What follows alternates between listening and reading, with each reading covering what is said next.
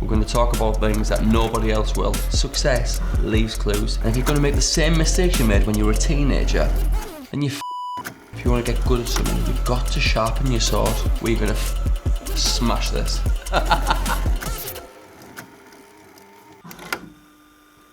This episode of the Little Bricks podcast was sponsored by Rose Funerals, a fantastic Teesside-based, family-run company that is a wonderful service. Sadly, I've used this service and they were absolutely amazing.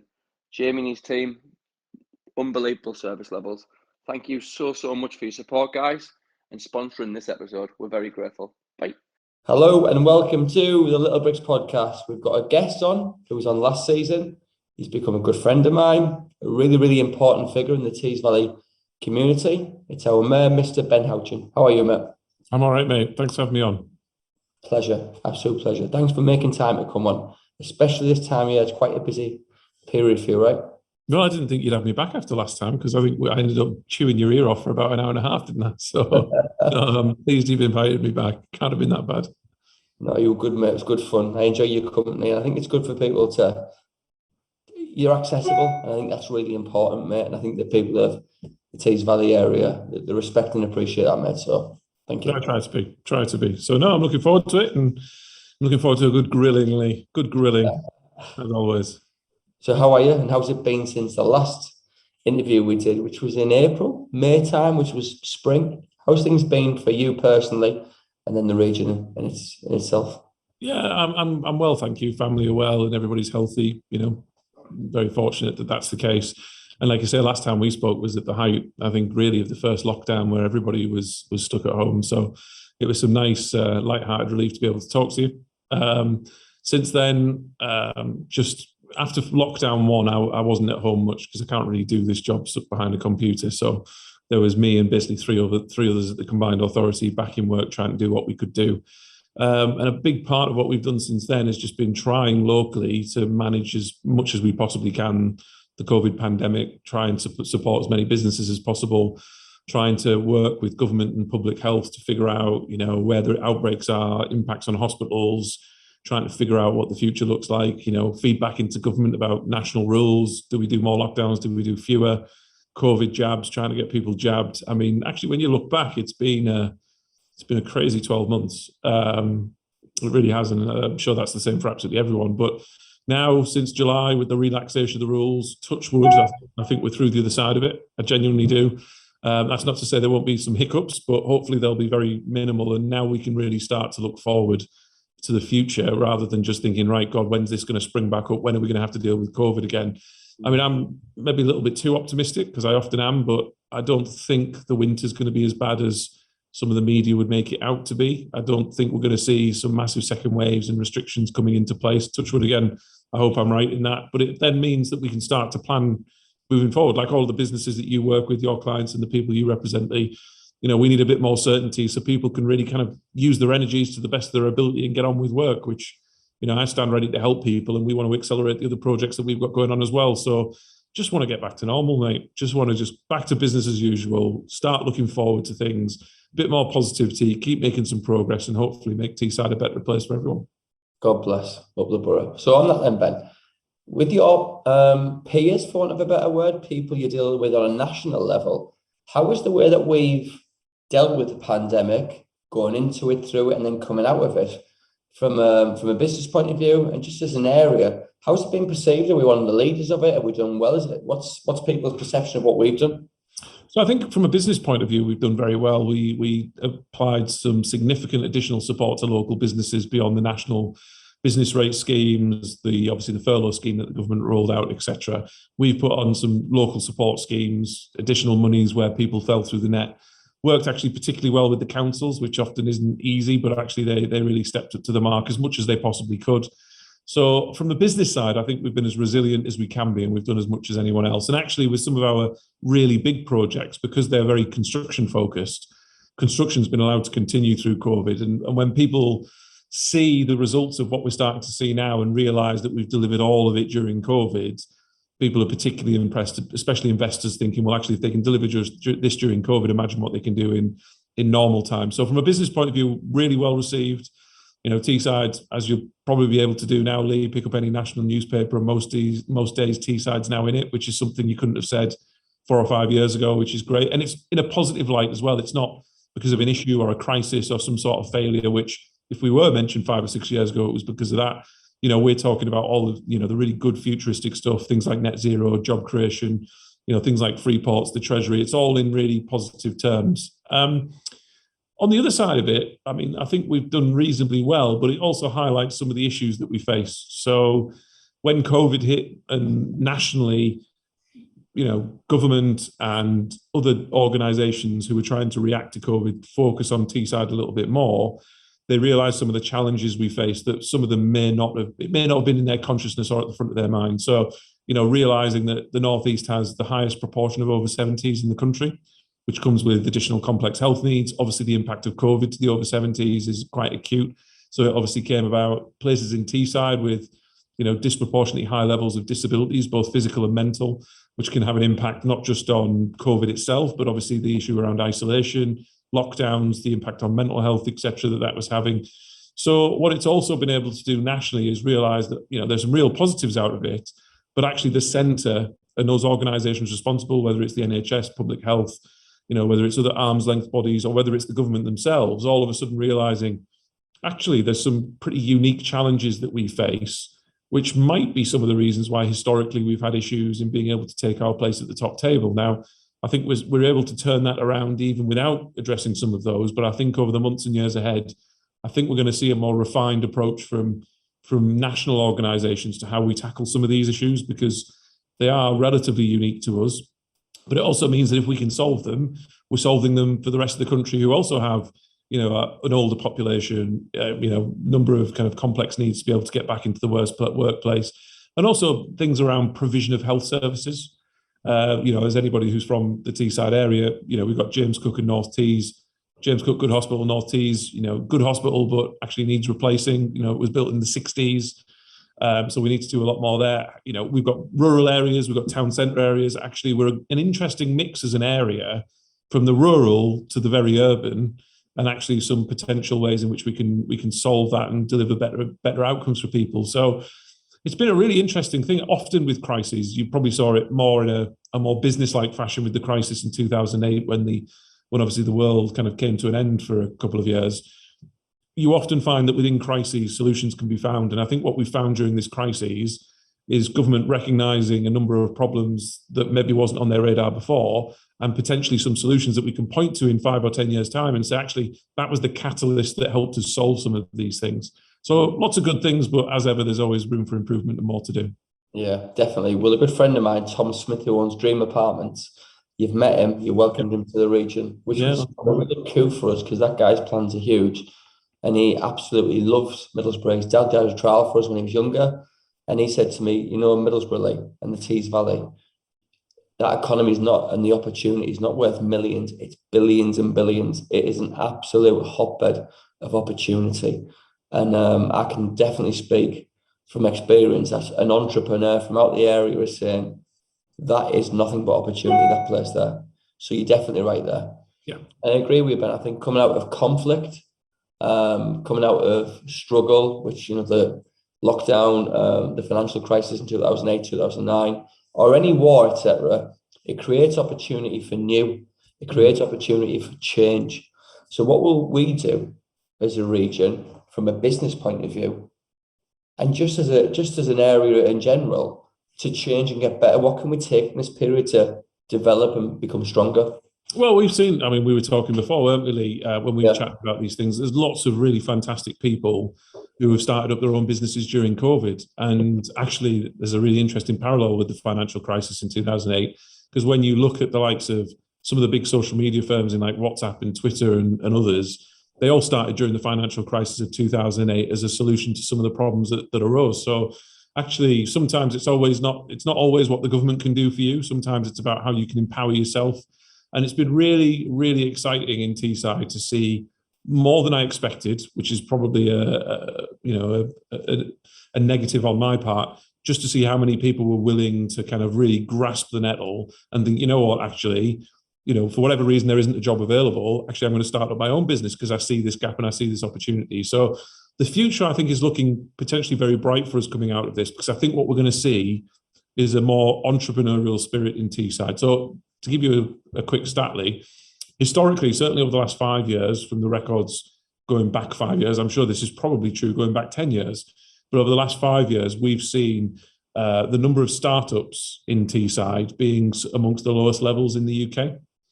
And I think that's a number of different reasons. There's issues around aspiration, opportunity. There's issues around big old industries that would suck up a lot of people who might have started their own business. So, as we all know, Lee, parents, grandparents, great-grandparents, walked out of school at 16, went and worked at British Steel.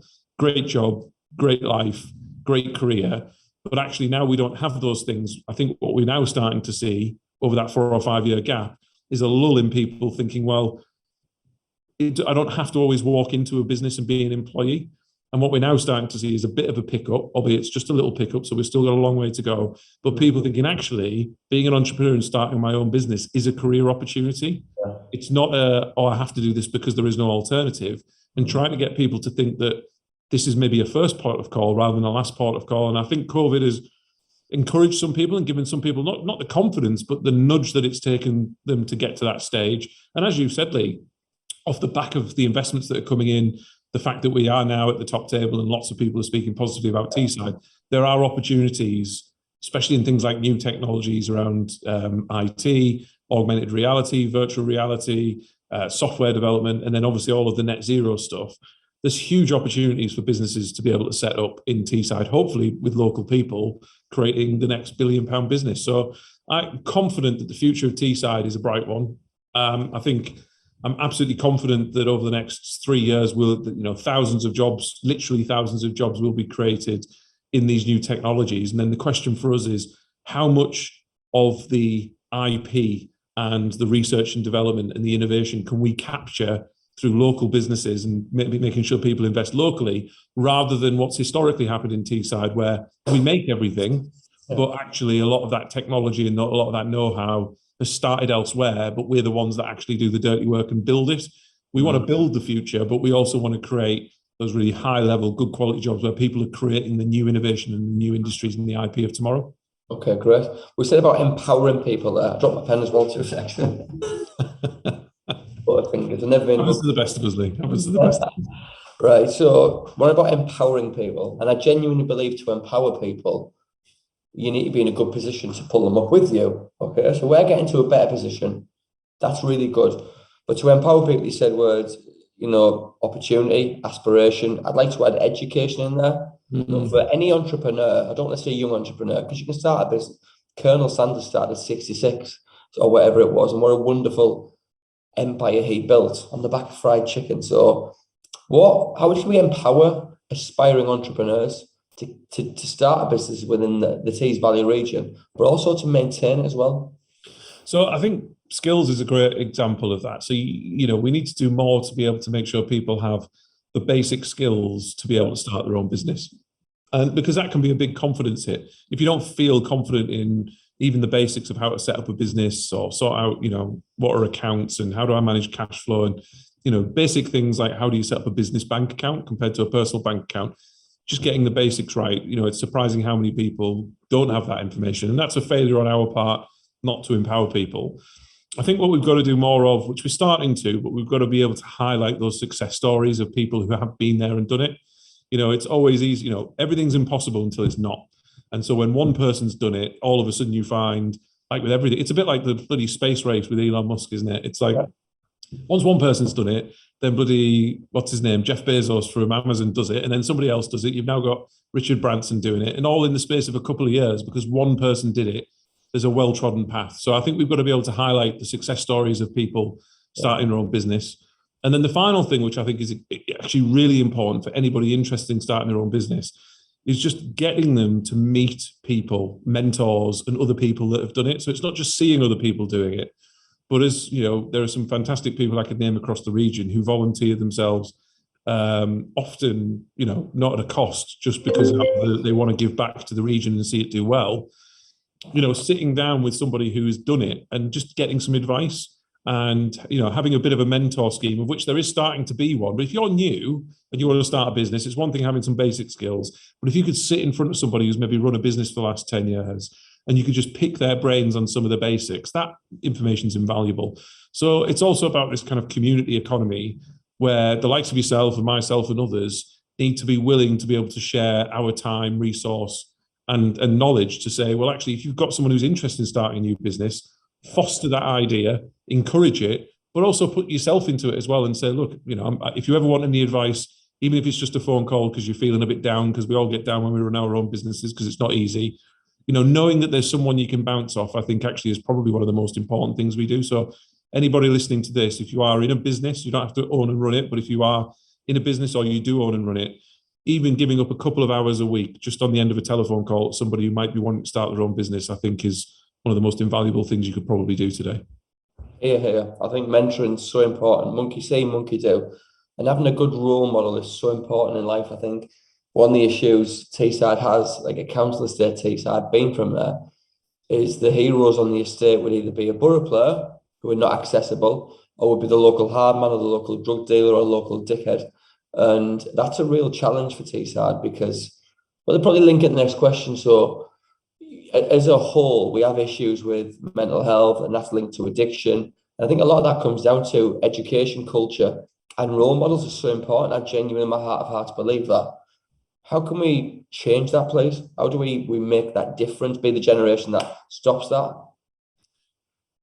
Oh, God, it's a complex question, Lee. We could probably sit for a whole day and talk about these in detail. I mean, you're absolutely right. The starting point is role models. And I think some of that is outside of our control, and I mean by you and I, that's out of our control because, I feel like I'm getting old now, Lee, but, you look at some of the stuff that you see in popular culture, you look at, some of the supposed role models you see in, whether it's in music or sometimes in film, and that's changed dramatically. And I know, we can all point back to the likes of Dre and Snoop Dogg and Tupac in the 90s and early 2000s, who kind of were promoting a bit of that lifestyle culture, which people emulate, especially young teenagers who might then get into that.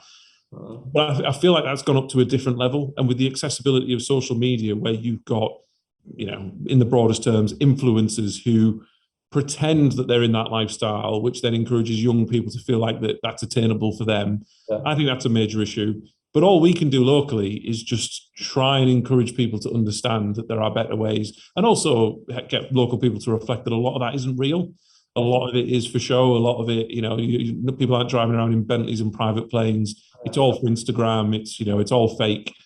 And a big problem we have in Teesside is ultimately it's generational deprivation. So it's difficult when you're trying to encourage a young lad or a young girl to go to university. Full stop, never mind go to a good university, of which many of them are capable of doing. And the parents are like, what do you want to go to university for? It's a waste of money. Go and earn some money, go and start working in Tesco, come and, work with me. I'll turn you into a mechanic. All of those things are fine, but actually expecting more. And that might not be university, that's just an example. But when the parents aren't particularly interested and don't have that aspiration for a child, how big thing for me is how do you expect a child to do? So it all comes back to, which is why we try and do the big stuff, which is why I focus so much on the big stuff. Because if you can see really big physical, tangible differences in your own community, it's trying to shake that out from a young person to say, well, it doesn't matter what the message is from home or, who I'm hanging about with or come into contact with at school. I can see that there's a big opportunity on my doorstep. And things like net zero are a great example. Like, young kids, more so than most, care about the environment. They want to feel worthwhile. They want to feel like they're giving back to society.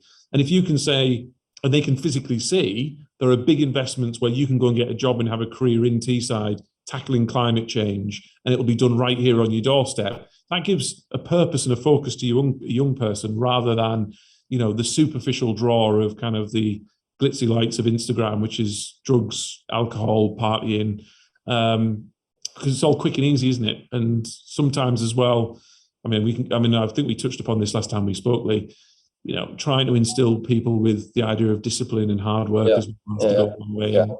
There is no such thing as a quick fix. No, there isn't. The shortcuts take a lot longer.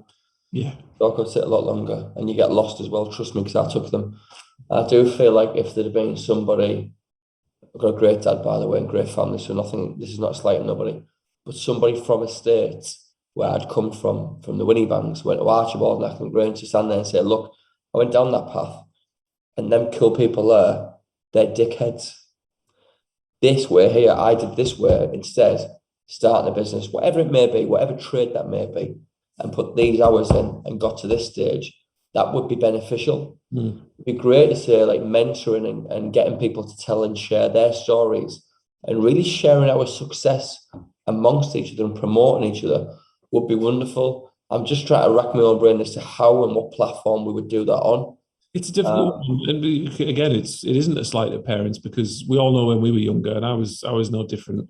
Yeah. Sometimes it's the messenger. If you're 13, 14, 15, 16, you might look back and think, actually, what my parents were saying was right, but it came from your parents. So it's the messenger delivering it. And, it's often rather than an adult or a child issue, it's right. How do you get peers to be able to help each other in that? And that might not be, like I say, a best mate who's your same age, but how do you get people who you can identify with as being from your background, who's hopefully been successful, to say, actually, because we all know it, don't we? Most of the cool kids from school are not particularly cool anymore, but you don't recognize that at 13, 14. And you can see it now when you see younger kids, and you're like, it's the quiet ones who work hard and who weren't, the coolest at school and weren't necessarily in the football team. They're the ones setting up and running their own businesses. They're the ones who have the money. They're the ones that have got better life prospects. So a lot of it's an impossible question, Lee, because if we knew the answer to that, we would both be very, very rich people by now, because it is a very complex thing. Yeah, definitely. I'm very fulfilled from helping people. I get you, you're right. Absolutely. No, absolutely. But you can do it one person at a time. I tend to think on a scale of, how do you help millions of people? Because, with the greatest will in the world, and there are people like you out there, Lee, who we've all got to take our hats off to, who are quite happy to sit down one person at a time and solve the world one person at a time. That's great. But I also think there are only so many people that can do that. So how do we get to as many people as possible to inflict that same change? I don't know how you do that on a scale, because it's a very personal thing between people.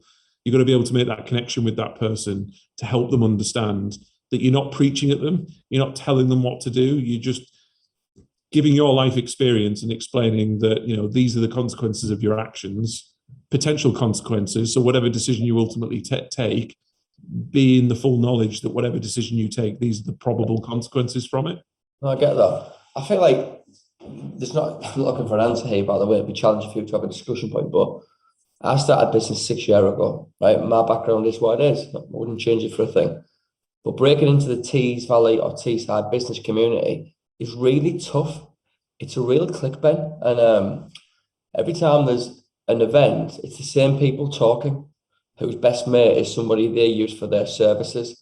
And I think that's wonderful. They should just support each other's businesses. But I guess for any young entrepreneurs listening, I would encourage you to speak to other people, because you're not alone in feeling isolated. Like, I can't break in every event I'm going. The narrative's the same from the same people constantly, but there's more than them in Tees, in the Tees Valley area. There's so many different people, so many different industries, just so many different opportunities. It's kind of the issue with social media, like I said before. I mean, if for those people involved in kind of the networking and those kind of get-togethers of businesses across Teesside, there are probably 200 businesses that tend to go to all the same events, and it's the same prominent people who push themselves forward. And those businesses are quite large, so they have the bandwidth to allow people to go to all these events. I get that. Let's say it's 200. I'm making it up, but I don't think it's probably slightly fewer than that, actually. The same faces at all of these different events. You've got to remember that there are more than 18,500 businesses in Teesside. Wow. So when you say it's the same people, you're absolutely right, but it's, it's less than 1% of all the businesses in the region having the same conversation. So, getting the message out there that, these people are great businesses and great people, but there's a whole world out there just in Teesside of businesses who don't engage in those types of things. And you're absolutely right. The thing for me is everybody has the same feelings in business, especially when you're running your own business. You feel isolated, you feel alone, you sometimes feel embarrassed because it's difficult and you're short of cash, so you're late paying a supplier, or you get an order wrong and you're upset because you've disappointed the client and something's gone wrong with the service that you're delivering, or whatever it might be. And you often think, right, I need to solve this before the world finds out and I feel bad and I'm not up to it. And maybe this isn't for me. And I always believe if you spoke to any other business person, it doesn't matter who they were, any business person, not just a group, every single one would have been through the same experience with the same feelings and the same emotions.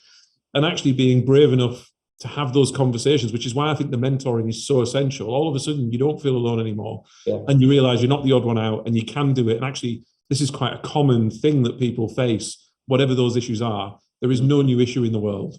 And yes, it's very kind of intense for who you are, but just to talk to people. Somebody recently told me, and I say it a lot these days, it's good to talk. The more you talk, the more knowledge you bring, the more you find out, the more you learn, the more you can do. And we don't do enough of that in business. And like I say, so you end up going to the same event, speaking to the same people, rather than broadening your horizons and going to speak to that business down the road that's never been to a business event and never would dream of going to one.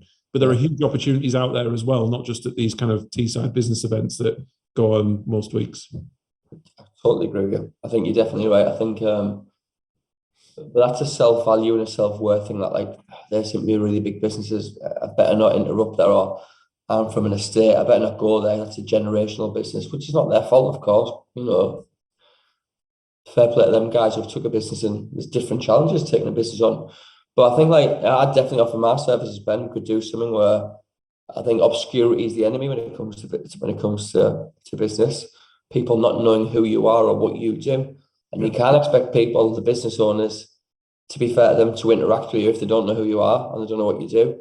And you can't expect people to buy from you or trust you with their services if they don't really know who you are. So social media is a wonderful tool there that's free to use if used properly.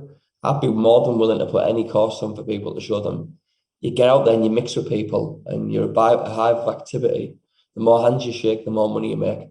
I genuinely feel if you're out there meeting new people, the people you spend time with, you will become. If you're at home and you're locked up in your own head and you feel alone, you're going to lead to loneliness. And then most people doing well. I remember, Lee, last time we talked, we got into kind of inspirational quote stuff and sport and all the rest of it.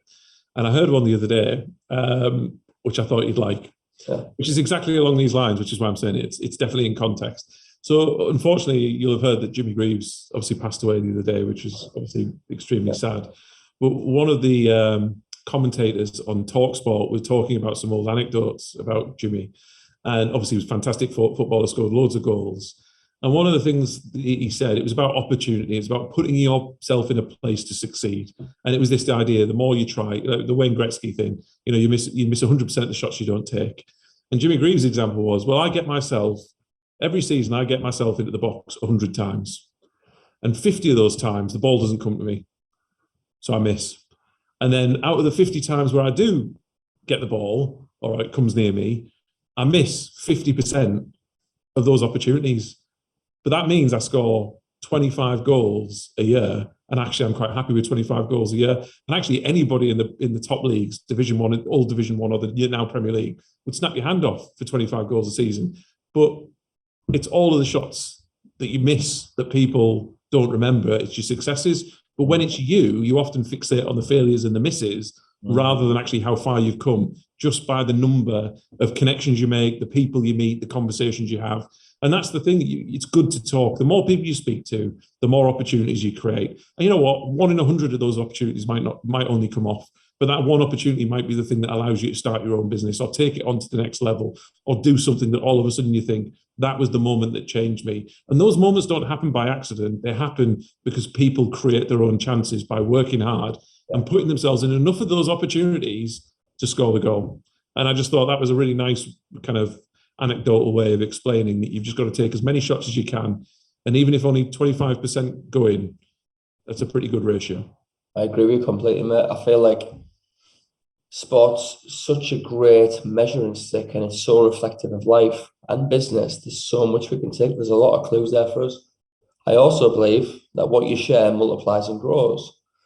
So I'd definitely willing to put on any training sessions for free for anybody in the Tees Valley who wants to learn how to sell, because it's a real skill and it can be taught. It's a very human thing to do. Or even run their own social media. Contact me by all means and I'll happily put a training session on for anybody to try and help them.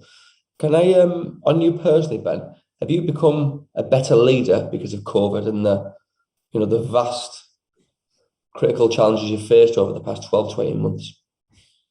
I think what I've learned over COVID, and actually one of the things I learned, and I don't know why it came into such stark contrast, was after the election in May when I was re-elected, because it gave me an opportunity to not stop, because things haven't stopped, they've got worse since the election in May.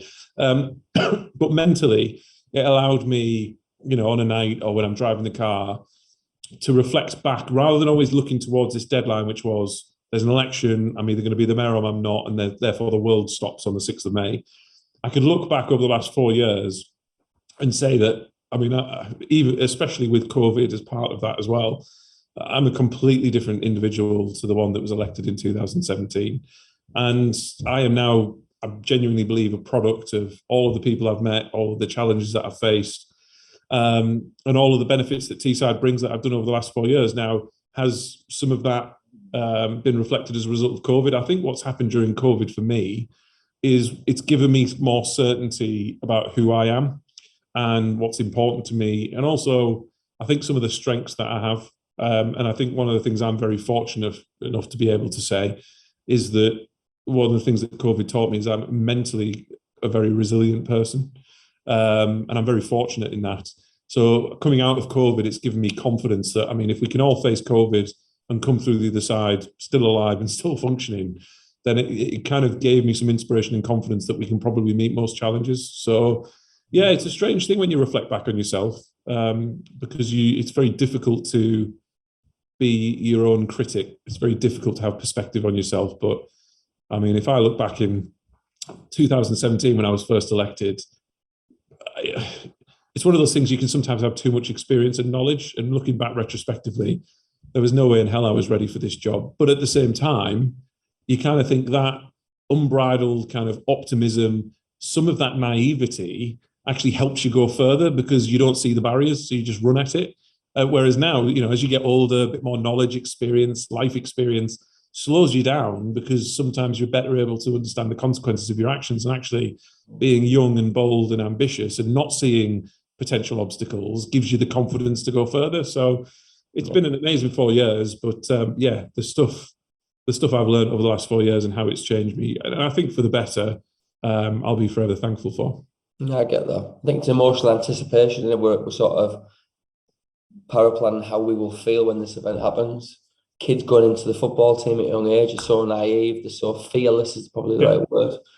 It's like the 16-year-old Wayne Rooney. Yeah. He's never better between the ages of 16 and 18. Never. And then all of a sudden, somebody kind of tried to manage his kind of aggression and that attitude out of him, and he was never the same player again. It's the same thing the world over. You see, Mark Zuckerberg, created Facebook at 17, 18-year-old. Would he have created it if he was 40 and had a life experience? I don't know. There's a lot to be said for people just giving something a go. Yeah, I totally agree with you. The Christopher Columbus strategy, just set sail and see where you end up. Absolutely. And see when you come back and just claim what it is. Just claim it was yours anyway. But I think, it's a lot of life skills. Life can be really tough and it can be very painful at times. And that pain can limit our ambition and our dreams, and just because we want to keep, and that's probably what our parents do, isn't it? They want to keep us safe and say, don't try that, because they're probably thinking, because I tried that once and it didn't work, and they're probably just saying because they don't want you to get hurt, and our experiences can actually limit how far we go because we just want to keep safe, don't we? Want to protect ourselves, and that's what fear does. And with age, we sort of we've been hurt and scarred that many times. We stop being so adventurous and stop being ambitious and so many times, and it's a real challenge. Did you ever, as a leader, there's no textbook, there's no handbook. It's challenging and it can be very lonely at times. In your loneliest, darkest moments, Ben, did you ever have any moments, which the majority of leaders do, and go, am I the right man for this?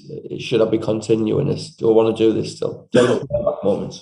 I think all the time. Not even in your darkest moments. I think often, and I'm in a very fortunate position in what I do, and as Teesside progresses and we're making some good progress, I've seen more recently a much more national profile than I've had before, and so that's kind of it's exciting and it's flattering in some ways. Yeah. But every single day, I was just speaking to somebody from London this afternoon before this, and there is a level of, everybody has that imposter syndrome. You're like, well, why me? Like, I'm just a normal bloke.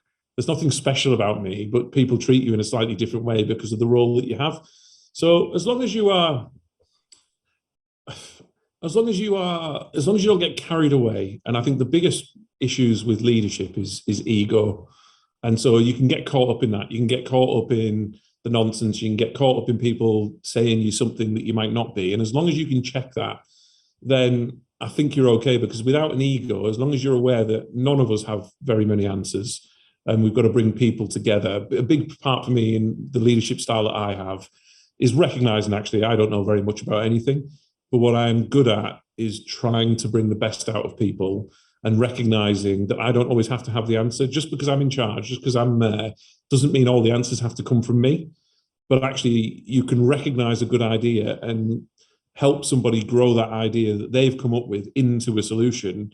And I think that's a much more powerful thing. And people don't often see that with me because, as the politician, it's my face on the front of the paper and it's my photo in the local magazine, which is just the nature of the job. But recognizing actually that there's a huge team behind me that have the answers. And there is no playbook. Everybody's leadership style is very, very different. And I think all you can do, like I say, check your ego, make sure you recognize. And I think I'm very fortunate that I've got a wife who's not interested in politics. I mean, she cares and she wants me to do well, but she's not a politico type. So she grounds me very well. She's like, look, Ben, you're home now. Go make the tea. You can't be on your phone. You have to watch Coronation Street. You have to watch Coronation Street with me, doing normal stuff. And, all of a sudden you walk down the street and people might think you're the big I am, but you go home and all of a sudden you recognize like you're not even in charge of your own household. I think that's important from an ego point of view. Yeah. And then secondly, just recognizing that everybody's different and there is no right or wrong way of leadership. I think you've just got to follow your own moral compass to some extent about what, if you were looking for a good leader, how would you expect them to act? It's a waffly answer because, you've seen amazing leaders in people like Martin Luther King, Mandela, Churchill, right the way through to, some amazing football managers like Alex Ferguson. I mean, they've all got different styles. I mean, Jose Mourinho, fantastic manager, doesn't coach players, coaches teams, very different to Alex Ferguson. I mean, there is no one size fits all. And I think leadership comes from being true to yourself. You've got to be honest with yourself. You can't fake leadership. You can't try and say, I'm going to pretend to be what, bloody Boris Johnson is. Me trying to pretend to be Boris Johnson just wouldn't be authentic and real. It's got to be authentic because you've got to take people along with you. Yeah. And people will only come along with you if you know you're being real, because people are very good at picking up whether somebody's being fake or real. They might not be able to tangibly get it, but there's always something off and you're like, I don't quite trust that person. That doesn't sit right with me, because people instinctively can tell whether somebody's being authentic or not. Yeah, I think you're right. You probably wouldn't follow you if you tried to be Boris Johnson, but it'd be fun for a week or so. It'd be fun to see. I don't know much about Boris Johnson, by the way. I'm not a man of politics. Yeah, I agree with what you say. I think that we're in a society and an age where social media, we're so accessible, everything's so ready available. Everybody's an expert in every field now. There's so much information at the touch of a button. Everybody knows where everybody is. It's tough to keep much secret nowadays as well. So you've got to really deliver upon your word. With mental health, at the weekend, I don't know if you're a boxing fan or not, but I watched Tyson Fury win. And what a national treasure he's become, and what a turnaround with his life for having really severe mental illness struggles. I've been down that road, something I continue to live with. And I would touch any boundaries here. I don't know if you've been down that road yourself, but would be more, make things more real and human, and make people, just humanize. Mental illness happens to all of us, and we all have our vulnerabilities and stuff.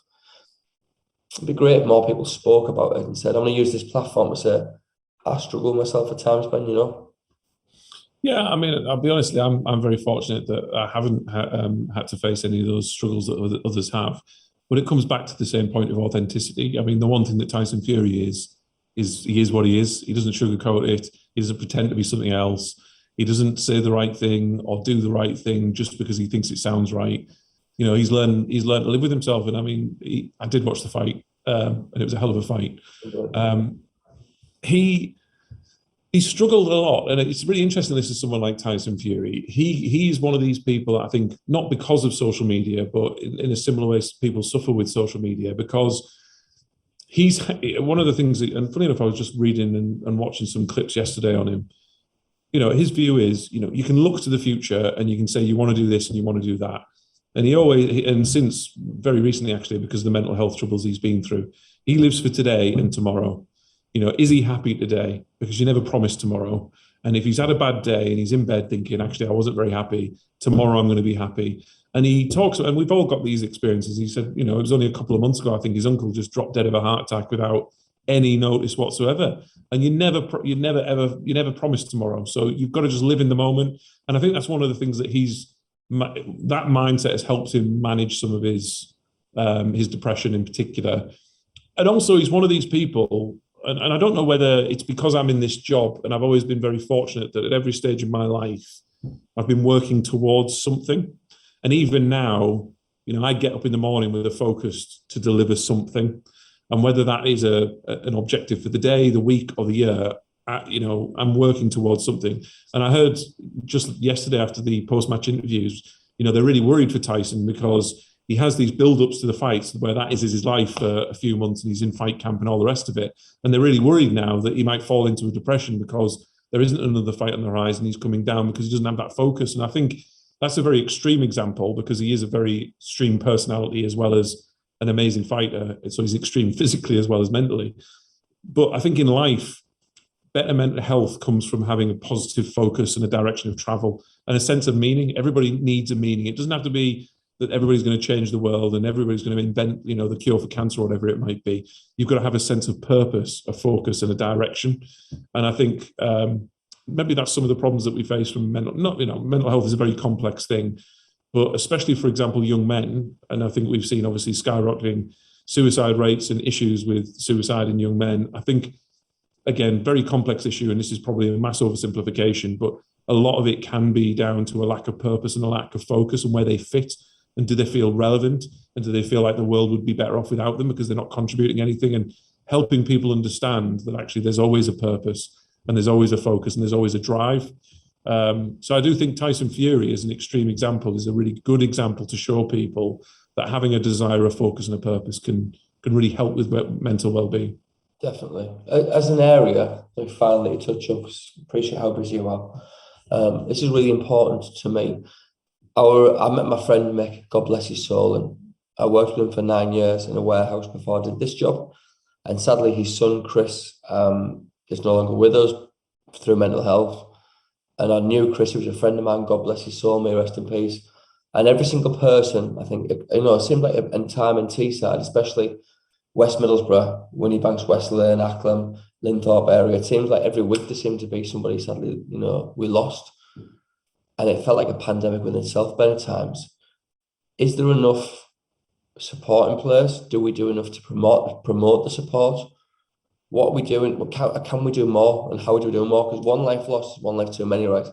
Yeah, absolutely. And, you know, there can always be more done. And it's only recently that let's be honest, remember, even 5 or 6 years ago, we didn't talk about mental health in the way that we do now at all. It was never mentioned on TV. It was never really discussed, male or female. It wasn't discussed as an issue. So we've come a long way, but there's still a huge amount to do. The biggest issue we face, and it's a really good example in West Middlesbrough, historically, it's been one of aspiration and opportunity. It's like, you know, you've got young people growing up in those areas. They don't have that sense of focus, purpose. They can't see a positive future for themselves. They grow up in, areas of deprivation without the support networks. It's a very complex thing to be able to tackle. And what we've got to start to be doing is showing people that there are opportunities and there is a meaning to life and there is a purpose that they can contribute. Because people want to contribute as well. It's not about, look, can I get a great job that's going to pay me millions of pounds, so I'm going to buy a mansion? People want to find purpose for society. And people can do that in a very narrow way, in the sense that they start their own business and they deliver a product that helps people and they feel that they're helping businesses and other people, which in effect helps create money, which puts money in people's pockets to look after themselves and their family. And the biggest problem we have as a region and have historically is aspiration levels. Once you raise aspiration levels, then I think we should always be making interventions anyway through public health, etc. But that must make it, for me, from a non-specialist point of view, it must make it easier if you can point to opportunities and aspiration to a young person who's struggling with mental health because they don't understand how they fit. They don't feel like they've got a sense of purpose and direction. They don't really know what they're doing or what their purpose is. That has an issue throughout school, never mind by the time you're getting into teenage years, which is when a lot of these mental health problems tend to materialize. I just think we've got to get the basics right. And this is why we've always tackled again, going back to the point, we tackle the big stuff because there is so many structural problems within the system in Teesside. You've got to do something big and structurally to change that. Tinkering around the edges isn't going to do it. So with the greatest respect, an extra few £100,000 in mental health support is just a sticking plaster. You've got to address the underlying issues, which are community cohesion, family units. It takes, I'm absolutely a big believer, it takes a village to raise a child, not just the family unit, but the wider community as well. That leads on to opportunity, better feeling about themselves, their family unit and their community will hopefully give them that sense of purpose. So not an answer in itself, but I like to think that what we're trying to do on the big stuff will ultimately have an impact down the line on better mental health outcomes. And it would be interesting, I don't know the answer to this, whether there are increases in suicide rates for men under 40, which is obviously the biggest single cause of death, premature death for men, in places like Teesside compared to, say, let's make it up, the leafy suburbs of Kent, for instance. I mean, instinctively, it feels like, yes, there definitely is. But if there is, what is that ratio and what are some of the drivers behind it? I know you've had some issues yourself, Lee. What can I be really cheeky and ask, what were some of the drivers, do you think, from your point of view? You certainly can, mate. Sorry, my phone's going off. For myself I stopped playing. I probably struggled with mental health all my life without realising. When I stopped doing sport, even though it was just Northern League in my late 20s, naturally, your body's slowing down at that rate. Slowed down quite significantly since then as well. I picked up some bad habits with drugs. I fell into the wrong crowd. But I take full accountability, Ben, for every single decision I made. And selling life insurance was the last chance to live. And I spent a long time, Ben. My dad found some suicide notes I'd left out. Every day I was thinking, I wonder if that'd work. And if I did that, how would that work? And I felt selfish for wanting to live. Every day I'd think, I want to continue because I want to see my daughter and my son grow up and spend time with them because that makes me feel really warm and happy, but I don't want to be a burden to them. And you just get locked up inside your own head. Mentoring, aspiration, opportunity, the things that we've spoken about were the real issues for me. I think more than anything, my job that I was doing made me sadder than anything. Like, I hated it. Grateful for the opportunity for the job, but I think it plays such a big role in your life, the job that you do and the people that you work with, because you spend more time with them, Ben, than you do your children, your own family. So I think it's really important in life, probably more important than the financial reward, is that you do something that you're passionate about and that you really makes you want to go to work and you think about it and it makes you happy. And so being in sales, I really found my calling because of the competitive nature. I got a chance to start wearing a shirt again, which I'd never done since I left school. And then things slowly but surely helped me, but there's still demons there. And getting the right support of a good friend of mine, Sarah, who's my counsellor, definitely helped me. And you grow your self-worth and you become a lot more self-aware of who you are. But, like you said earlier, you still let be comfortable with who you are. Yeah.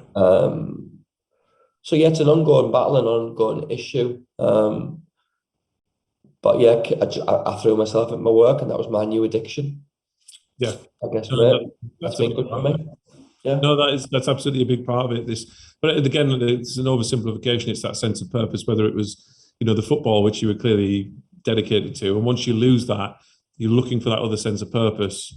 But again, it's not just anything. You can't just be like, well, I was playing Northern League, and now I'm obviously going to be selling cars. So that's fine, but that's not a sense of purpose for who you are.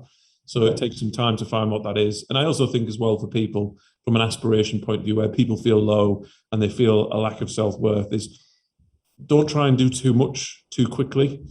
Set set achievable goals. And those goals can be really small and they can be day to day, but just realizing that, even if you take a very small bite out of a goal every single day and you look back in a year's time, you just realize how far you've gone. And sometimes you see, the extreme example at the other end of the scale here, Lee, so apologies, but you look at things like dieting. People go on extreme diets and they're like, right, I'm not going to eat meat. Yeah. I'm not going to have any sweets. I'm just going to drink water. And you're like, all of those things together is actually a really big ask of anybody. To do all of them at the same time, it's too much, and you're setting yourself up for failure. Whereas, you know what, I'm going to cut out fizzy drinks, just deal with that for a few months, and then do something else. And you realize you've achieved the big goal over a period of time, but you've managed it. And so, being able to set yourself some targets, and that's really empowering as well, because if you even achieving a small goal is an achievement. And it starts, even if it's a low base, it starts to build you up and build that self-worth and that self-confidence. Because the worst thing that can happen is you try and bite off too much, you fail, and you're straight back to square one. And you have that lack of self-worth, and you realize, actually, I failed again. And it builds up all of those issues that people face. So, I would encourage anybody out there who's suffering from mental health problems, speak. Ultimately, day number one, speak to anyone. Yeah. Get it out there. Don't burden it. Don't feel like you're a burden to somebody else, because invariably you never are. Yeah. Anybody that I know has ever suffered from mental health, speaking about it, thinking that they're a burden on their friends and family, is the opposite of the truth. And then obviously making sure you seek professional help, because absolutely I don't know anybody out there who's suffering that will not have somebody that cares about them and that they are worth the earth to.